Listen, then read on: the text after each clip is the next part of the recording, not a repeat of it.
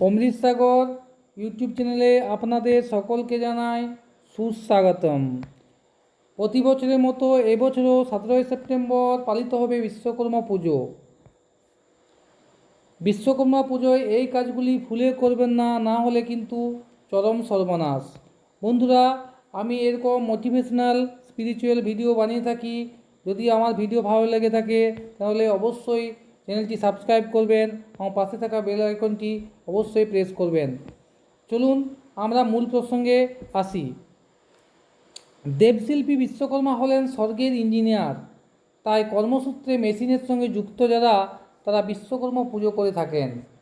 এদিন বিভিন্ন মেশিন ও গাড়ির পুজো করার রীতিও প্রচলিত আছে।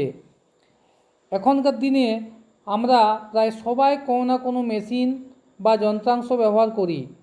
তা সে computer, smartphone, TV, fridge, washing machine, যাই হোক না কেন, বিশ্বকর্মা পুজোয় আপনি ব্যবহার করেন এমন সব মেশিনেরই পুজো করা উচিত। তা না হলে এগুলি হঠাৎ খারাপ হয়ে গিয়ে আমাদেরকে বিপাকে ফেলবে বলে মনে করা হয়। যাদের নিজস্ব গাড়ি আছে, বিশ্বকর্মা পুজোয় তাদের কয়েকটি কাজ অবশ্যই করা উচিত। বিশ্বকর্মা পুজোর দিন অবশ্যই নিজের গাড়ি পরিষ্কার করবেন। যদি নিজে পরিষ্কার করার সময় না পান তাহলে অন্য কাউকে দিয়ে বা যেখানে গাড়ি ধোয়ানো হয় সেইখানে গিয়ে একদিন আগে থেকে গাড়ি পরিষ্কার করিয়ে নিন। আর বিশ্বকর্মা পুজোর দিন একটা পরিষ্কার কাপড় দিয়ে একবার ভালো করে গাড়ি মুছে নিন।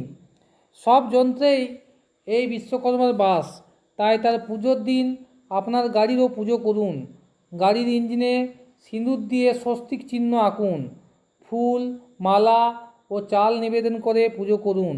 লাল ও হলুদ সুতোয় একটি সুপরি জড়িয়ে নিয়ে সেটি হাতে নিয়ে আপনার গাড়িকে সুরক্ষিত ও নিরাপদ রাখার জন্য বিশ্বকর্মা দেবের কাছে প্রার্থনা করুন। এর ফলে আপনার গাড়িতে কোনো অশুভ প্রভাব পড়বে না বলে মনে করা হয়। বিশ্বকর্মা পুজোর দিন আপনার গাড়ি ভুলেও অন্য কাউকে ব্যবহার করতে দেবেন না।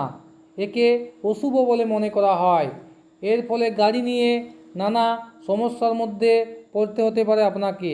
মনে রাখবেন, গাড়ির পুজো করার সময় ইঞ্জিন একবার স্টার্ট দিয়ে নেবেন এবং বিশ্বকর্মার কাছে গাড়ি ভালো রাখার জন্য প্রার্থনা করবেন। এর ফলে আপনার গাড়ি কখনো মাঝ রাস্তায় বিগড়ে গিয়ে আপনাকে সমস্যার মধ্যে ফেলবে না বলে এই বিশ্বাস আছে। ধন্যবাদ।